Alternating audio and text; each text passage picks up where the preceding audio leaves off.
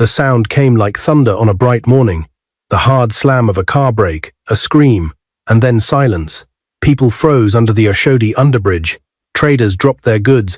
An old woman in a faded wrapper lay still, one shoe missing, her small handbag pressed under her elbow as if she had tried to save it at the last second. "God help her," someone whispered. The driver didn't stop. Another voice cried. A black car sped away. For a full breath, nobody moved. "Don't touch her," a man warned. "Did you hear what happened last week? A lady helped an accident victim, and the police blamed her. She's still in prison." Heads nodded. Everyone was afraid to go close to her. People formed around the woman, close enough to look, far enough to feel safe. The old woman's chest rose once, slowly, then it fell again. A girl pushed through the crowd. She was slim, with tired eyes and a simple dress dusted from work. Her name was Amanda. She was 20. She had paint on her fingers from carrying blocks at a building site at dawn. Hunger pinched her belly, but her heart was awake and bright, the way her mother had trained it to be. Amanda dropped to her knees beside the old woman. "Mama, can you hear me?" "Don't," someone hissed. "Do you want to be arrested?" Amanda swallowed. In her mind, she heard her late mother's voice, soft and steady, the voice that used to sing her to sleep in their mud house. "Help people who need help," her mother always said. "Even if the world turns its back, don't you turn yours on those you can help." She looked up at the crowd. "If she were your mother, would you walk away?" There was silence. Amanda slid one arm under the old woman's shoulders and one under her knees. The woman was light for a person her age. "Mama, hold on," Amanda whispered. "You won't die." The woman's eyelids fluttered. Her lips trembled. My daughter," she breathed. "Help me. Don't let me. My only son. His wedding. 6 days." "I hear you," Amanda said. "You will not die, I promise." "Girl, stop," a man protested. "Leave her for ambulance." "Which ambulance?" A tomato seller snapped, but she did not move closer. Fear still tied her feet. Amanda stood, gathering all the strength in her legs and back. The old woman's head rested against her shoulder. Amanda felt the woman's weak breath on her neck, warm and shaky, like a candle running out of wax. She turned to the road. "Taxi!" Cars rushed by. No one stopped. "Taxi!" she shouted again, her voice sharp with tears. A yellow bus slowed, stared, and sped off. A motorcyclist shook his head. "Please, I can't carry that," he said under his breath. Amanda's arms trembled. Sweat ran down her temples, then a tricycle braked with a squeak. The driver looked barely older than Amanda.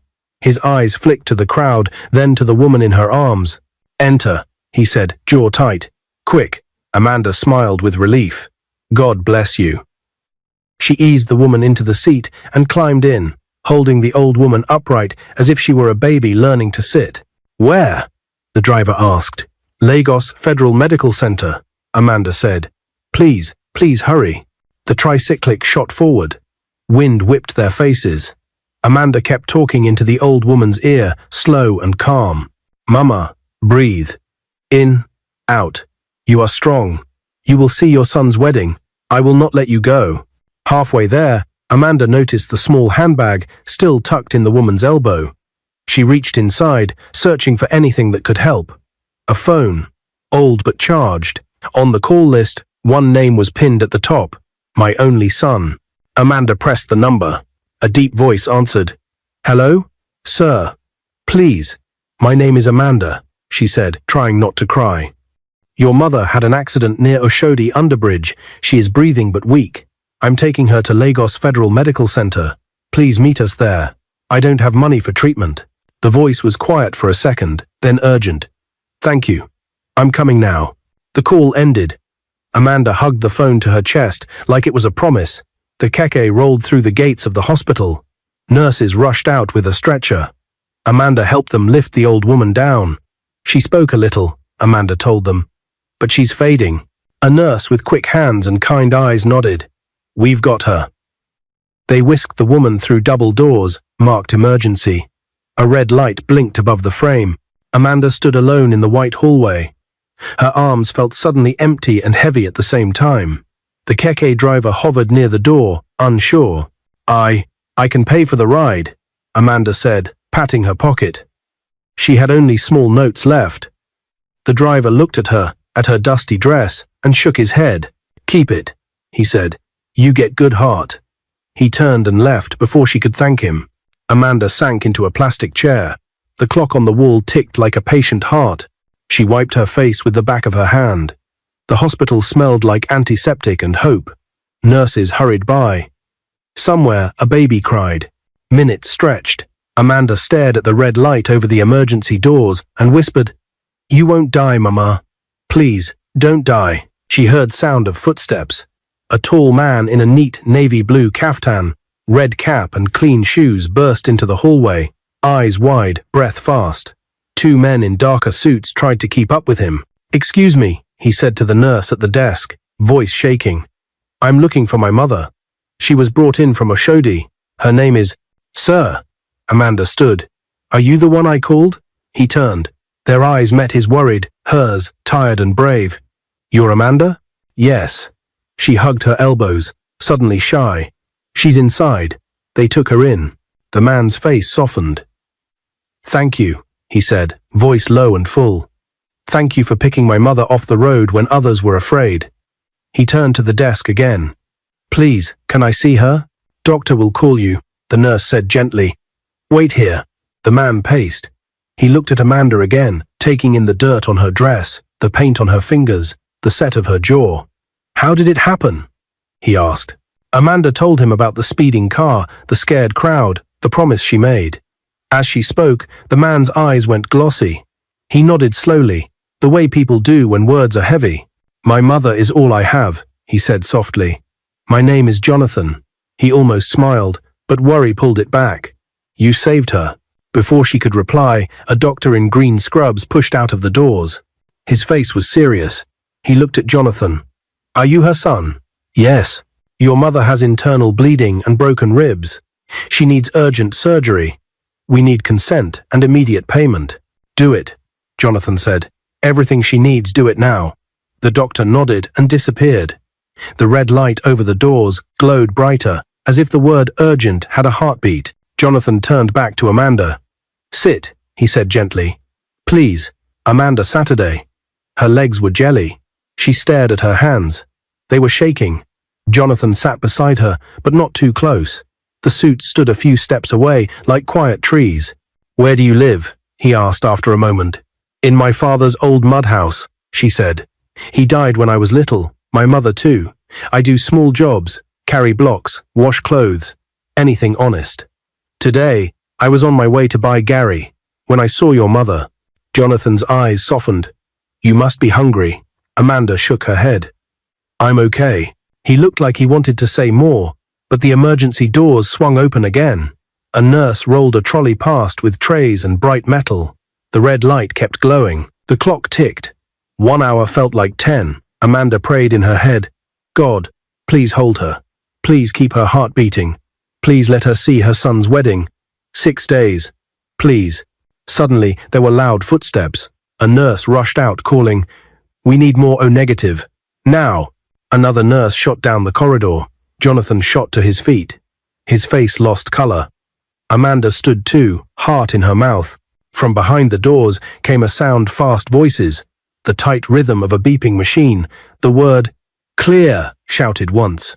Then the beeping again. Amanda pressed her hand to the wall to keep from falling. The red light burned. Jonathan closed his eyes. "Mama, please don't leave me alone. You are all I have," he whispered. The doctor pushed through the doors, mask around his neck, sweat shining on his forehead. He looked straight at Jonathan, then at Amanda, and opened his mouth to speak. Everyone in the waiting area froze as if the world itself had paused. Amanda's throat tightened. Beside her, Jonathan's fists curled, his face pale. The doctor pulled off his gloves. His voice was calm but heavy. "We almost lost her. But she's still fighting. We've managed to stabilize her, but—" He paused, glancing at Jonathan. "She needs a major surgery within the next hour. If we delay, she may not survive." Jonathan exhaled like he had been holding his breath for years. "Do it. Whatever it costs, do it." The doctor nodded. "We'll begin immediately. Please, wait here." He disappeared behind the swinging doors again, leaving the smell of antiseptic and the echo of urgency behind him. Amanda sank back into her chair, her heart pounding. She whispered to herself, "You won't die, Mama. I promised you." Time stretched painfully. Nurses hurried past, some with trays, others with files. Every sound, the squeak of rubber soles, the ring of the phone at the reception desk, made Amanda flinch. She felt small in her worn gown, her knees dusty, her hands shaking. Jonathan paced like a lion trapped in a cage. His guards tried to calm him, but he waved them off. His eyes kept darting to the emergency doors, then back to Amanda. Finally, he stopped in front of her. "Tell me again," he said softly, "why you helped her when no one else would." Amanda looked up. For a moment, her tired eyes met his sharp, restless ones. "Because my late mother raised me not to walk away.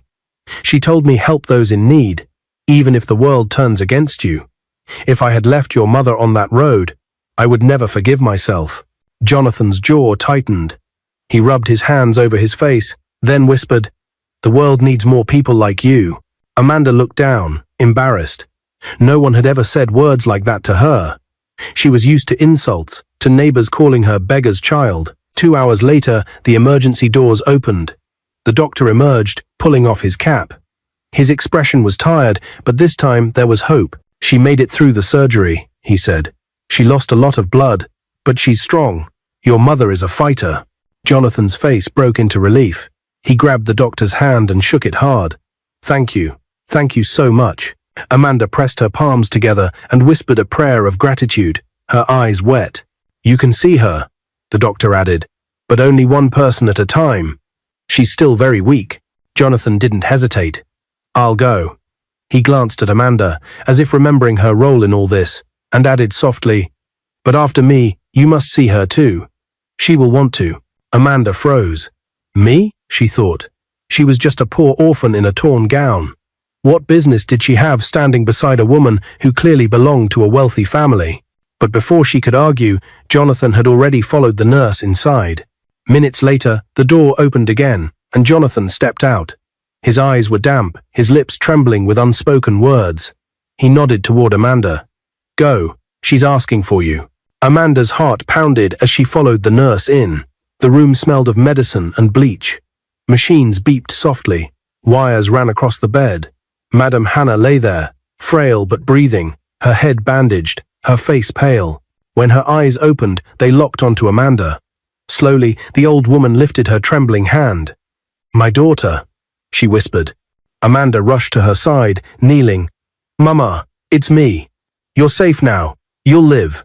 Tears slipped down Madame Hannah's cheeks. "You carried me when no one else would. You gave me another chance to see my son's wedding. God bless you." Amanda shook her head. "Don't thank me. Just get well. That's all I ask." Madame Hannah squeezed her hand weakly. "No, you don't understand. You gave up your life for me. You risked prison, disgrace, everything, for an old woman you didn't even know." Amanda's lips trembled. She remembered the murmurs of the crowd, the warnings, the fear. Yes, she had been ready to go to prison if it meant saving this woman. "You won't die," Amanda said again, her voice breaking. The door opened softly. Jonathan stood there, watching. His expression was unreadable, but his eyes lingered on Amanda, as though he was seeing her for the first time, not just a dusty girl from the street, but something more. Later that evening, Amanda sat alone outside the hospital. The city lights glowed, cars honked, and life bustled on. But in her heart, everything had changed. Would the police come for her? She had touched the victim first. What if they said she caused it? Fear whispered at her edges, but she pushed it back. Her mother's words burned brighter. "Never turn your back when you can help." Jonathan joined her quietly, carrying 2 bottles of water. He offered one. She hesitated, then took it. "You don't have to be afraid," he said gently. "No one will accuse you. I'll make sure of it. You saved her life." Amanda stared at the water bottle, her voice soft. "I only did what anyone should have done." Jonathan shook his head. "No, you did what no one else had the courage to do." For the first time that day, Amanda smiled faintly. But before the peace could settle, the hospital doors burst open again. A nurse ran out, panic in her voice. "Where is her son?" "Quickly, Madame Hannah is crashing again." Jonathan's bottle slipped from his hand, hitting the floor with a thud. Amanda's heart leapt into her throat. The red light above the emergency ward flickered back on. The red light above the emergency ward blinked furiously, casting a crimson glow over the pale hospital walls. Nurses ran past with urgency, their rubber soles squeaking against the tiled floor. The metallic clang of instruments echoed inside the room as Amanda and Jonathan froze in shock. "Quickly, sir, you must wait outside," a nurse shouted, blocking Jonathan as he tried to force his way in. "Let us work." Jonathan's face was stricken. His voice cracked as he shouted, "That's my mother in there." But the doors swung shut with a bang, cutting him off. He pressed his palms against the glass panel, his breath fogging it. Amanda stood a few feet away, her hands pressed together in prayer, trembling. Inside, through the small window, flashes of white coats moved like shadows. A doctor's voice rang sharply. "She's crashing. Get the paddles ready." Amanda felt her knees weaken. She sank onto the cold bench, her mind screaming. Not now. Not after she just survived the surgery. Tears blurred her vision.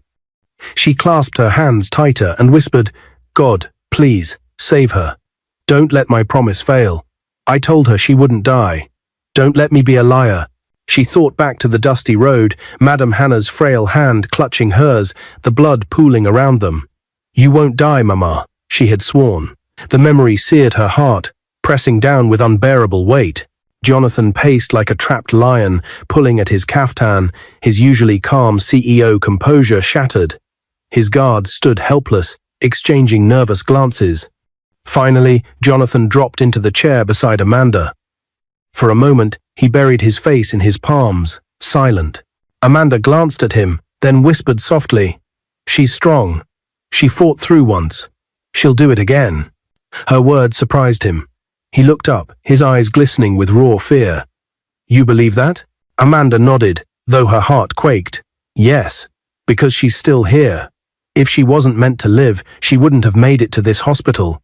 She wouldn't have survived the first surgery. She's holding on for you." Jonathan inhaled shakily. Her simple words wrapped around his heart like a fragile thread of hope. Minutes dragged into an eternity. Nurses rushed in and out of the ward, their faces masks of tension. One nurse carried a tray with bloodied gauze. Another shouted instructions down the hall. Each sound hit Amanda like a blow. The hospital corridor filled with whispers. Relatives of other patients glanced at Amanda and Jonathan, murmuring. Some recognized Jonathan, the billionaire CEO of J-Tech Holdings, usually seen in news headlines, not pacing hospital floors in wrinkled clothes. But Amanda, in her torn gown, bare feet dusty, sat unnoticed. Invisible, yet she was the reason Madame Hannah had reached the hospital alive. Finally, after what felt like an hour, the doors burst open. The doctor emerged, sweat dripping down his brow, his gloves stained red. Jonathan leapt forward. "Talk to me. How is she?" The doctor sighed, tugging off his mask. "We managed to revive her heart. She's stable again, but only barely. The truth is, she has lost too much strength. Her body is fragile. The next 24 hours are critical." Amanda clasped her chest, tears streaming. "So, she's alive?" "Yes," the doctor confirmed gently. "But you must prepare yourselves. It could go either way." Jonathan gripped the doctor's shoulders. "No, she will make it. Do you hear me? She has to." His voice cracked, the mighty CEO reduced to a desperate son. The doctor patted his arm softly. "We'll do everything we can." Later, Jonathan stood by the hospital window, staring into the Lagos night. The city lights twinkled like a cruel reminder that life outside continued while his mother's hung in the balance. His reflection in the glass looked older, wearier. Amanda sat nearby, silent. She wanted to give him space, but her heart ached watching him. Finally, Jonathan spoke, his voice low. "You know, when my father died, my mother gave up everything for me. She sold her jewelry, worked odd jobs, slept hungry some nights, all so I could go to school. I promised her I'd repay her one day. But what good is wealth if I can't even protect her now?" Amanda swallowed hard. She had never heard a billionaire speak with such vulnerability. "You brought her here. You're fighting for her. That's what matters." Jonathan turned to her. His eyes softened as they lingered on her dust-stained face, her weary but determined eyes. "And you, a stranger, with nothing to gain, risked everything for her. Why?" Amanda's lips trembled. She looked away, because I know what it feels like to be abandoned, to cry for help and watch people walk past like you're invisible. I couldn't do that to her, not to anyone. I wasn't raised that way. For a long moment, silence stretched between them, thick with unspoken truths. Then Jonathan whispered, "You're not invisible to me." Amanda's heart skipped. She quickly looked away, ashamed of the heat rising to her cheeks. She was an orphan, a beggar in torn clothes. He was a man of power and wealth. Their worlds were not meant to touch. Near midnight, a nurse allowed them to see Madame Hannah briefly. Inside the dim ward, the old woman lay pale, her breath shallow. Wires connected her to humming machines. Amanda held back tears as she approached the bedside. Jonathan bent low, taking his mother's hand. "Mama, it's me. Stay with me, please. Don't leave me now." Madame Hannah's eyes fluttered open. Her gaze moved weakly from Jonathan to Amanda. A faint smile tugged her lips. "You're both here." "Good." Amanda knelt, clutching her frail hand. "I promised you, Mama. You will not die." A tear slid down Madame Hannah's cheek. "If I don't wake, remember, I blessed you both." Jonathan's throat closed. "Don't talk like that. You'll live to see my children. You'll dance at my wedding." Madame Hannah chuckled weakly. "Then hurry up and give me grandchildren." She coughed, her chest heaving, before her eyes closed again in exhaustion. The nurse urged them out gently. "She needs rest." Back in the waiting area, Amanda curled on the bench, exhaustion dragging her eyelids down. But before she could drift off, a harsh voice jolted her awake. "You." A uniformed policeman stood over her, his eyes hard. "You were the one who carried the old woman from the road, weren't you?" Amanda's blood ran cold. She sat upright, trembling. "Yes, but The policeman's lip curled. "Do you know there's a law against touching accident victims without reporting first? You could be charged. Maybe you caused her injuries yourself." Amanda's heart hammered. Around her, murmurs rose. People whispered, pointing. Her worst fear had come true. Jonathan shot up, his voice thunderous. "Enough?" He stepped between Amanda and the policeman, his presence commanding. "This girl saved my mother's life. If you dare touch her, you'll answer to me." The policeman sneered. "Even if you're a big man, the law is the law." Jonathan's eyes blazed. "And justice is justice. If you want to arrest her, then you'll arrest me too, because I stand with her. What's wrong in saving an accident victim? That law needs to be reviewed. It's preventing people from saving accident victims who need help." And as a long slam. "You nodded." Amanda's breath caught. No one had ever defended her like that before. The policeman's eyes flicked between them, uncertainty creeping in. Finally he muttered, "We'll see about this," and walked away. Amanda's hands shook as she buried her face in them. Jonathan turned to her, his voice gentle now. "I told you, I won't let them harm you." Amanda's tears spilled freely. "Why? Why would you fight for me?" Jonathan stared at her, his chest heaving.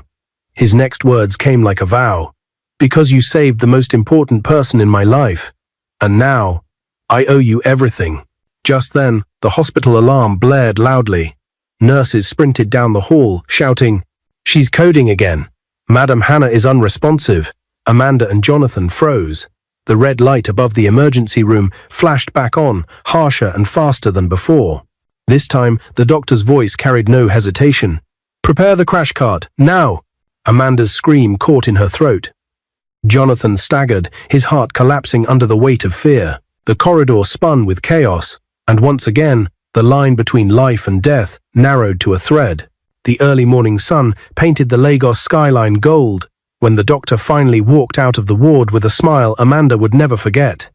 "She made it through the night," he said. "She's not completely out of danger, but her strength surprises me. She'll need weeks of rest, but she is alive and stable enough to be discharged in a few days." Amanda dropped to her knees right there in the hospital corridor. Her tears splashed on the polished floor as she whispered, "Thank you, Lord. I told her she won't die." Jonathan turned away quickly, hiding the tears brimming in his eyes. For the first time in years, the billionaire CEO bowed his head in gratitude, humbled by the mercy shown to his mother. 3 days later, Madame Hannah sat propped up in her hospital bed, her face pale but radiant. Her frail hands trembled as she reached for Amanda. "Come closer, my daughter." Amanda obeyed, kneeling by the bedside. Madame Hannah clasped her hands tightly, her voice heavy with emotion. You risked your life for me when strangers turned away. You carried me when others left me to die. Amanda, you are more than family. You are my child now. Tears streamed freely down Amanda's cheeks. Mama, it was nothing. It was everything. Madame Hannah interrupted softly. You gave me life twice.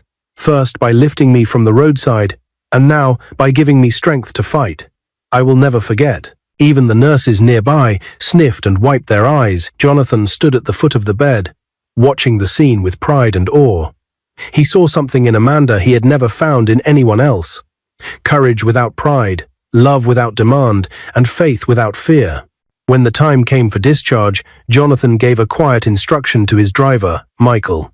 Take Amanda to the best boutique in Victoria Island, then to the finest salon in Lekki. I don't want her stepping back into this hospital in those torn clothes. Amanda protested, shaking her head. No, sir, I can't wear such things. I am not your kind. Jonathan silenced her with a firm but gentle voice. You are more than worthy. You deserve to look like the woman you are, not the label poverty put on you. Hours later, Amanda returned. She stepped out of the sleek black SUV transformed. Her hair, once wild and dusty, now flowed in soft curls that shimmered under the afternoon sunday. A simple but elegant sky blue gown hugged her slim frame, graceful but modest. Her feet, once calloused from walking barefoot, now wore silver sandals that gleamed. When she entered Madame Hannah's room, nurses paused in their duties. Even Jonathan's jaw tightened slightly. Amanda's eyes still carried the same innocence, but now she looked like a woman carved for royalty. Madame Hannah gasped with delight. My daughter, see how beautiful you are. Amanda blushed, lowering her gaze. Mama, I am still the same. No, Jonathan murmured, his eyes never leaving her. You're more. A week later, Madame Hannah, Jonathan, and Amanda returned to Jonathan's mansion in Banana Island. The black gates swung open, revealing the wide marble steps, lush gardens, and sparkling fountains. For Amanda, it was like stepping into another world, but not everyone welcomed her. Inside the living room, Cynthia, Jonathan's fiancée, waited with a face carved in stone. She wore a crimson designer dress and diamond earrings that glittered with arrogance. The moment her eyes fell on Amanda, she sneered. So this is it? This is the poor street girl you and your mother are grooming as my replacement? Amanda froze, clutching her small handbag. Cynthia, Jonathan snapped. His voice carried the sharp authority of a man used to commanding boardrooms. Watch your tongue. Madame Hannah's voice, though weak, was firm. Respect yourself, Cynthia. This girl saved my life. But Cynthia only laughed bitterly. And so you reward her by parading her into my home, into our life. No wonder you've been distant, Jonathan. You and your mother planned this together. Amanda's lips trembled. Please, I don't want trouble. Enough. Jonathan's voice cut like thunder. If anyone here disrespects my mother and insults Amanda again, they can leave. And if that person is you, Cynthia, then so be it. The words hung in the air like a gavel striking. Cynthia's face twisted with fury. Without another word, she stormed upstairs. Minutes later, she dragged 2 large suitcases down the stairs. Keep your charity case, she spat. I won't share a roof with beggars. She flung her engagement ring onto the marble floor. Find someone else to marry. I am done. Then, with a final glare, she swept out, her heels clicking like gunshots. Outside, the roar of her car engine faded into the distance. Amanda collapsed onto the sofa, shaking. Madame Hannah placed a comforting hand on her shoulder. Don't cry, my child. You did nothing wrong. Truth always drives away lies. Jonathan bent down, lifting Amanda's chin gently. Let her go. She was never meant to stay. 2 months later, in the same mansion garden where Amanda once felt out of place, Jonathan knelt before her with a diamond ring. Amanda, he said softly, you walked into my life as a stranger, but you became my strength. Will you marry me? Amanda's tears spilled. But I am nobody. You are everything, he whispered. Please, say yes. She nodded, her voice trembling. Yes, yes, I will. The wedding was held in a grand cathedral in Lagos, but its beauty wasn't in the gold arches or crystal chandeliers. It was in the sight of Madame Hannah, recovered and radiant, walking Amanda down the aisle. The congregation gasped, seeing the once helpless widow holding her son's bride with pride. Jonathan stood at the altar, his eyes never leaving Amanda as she approached.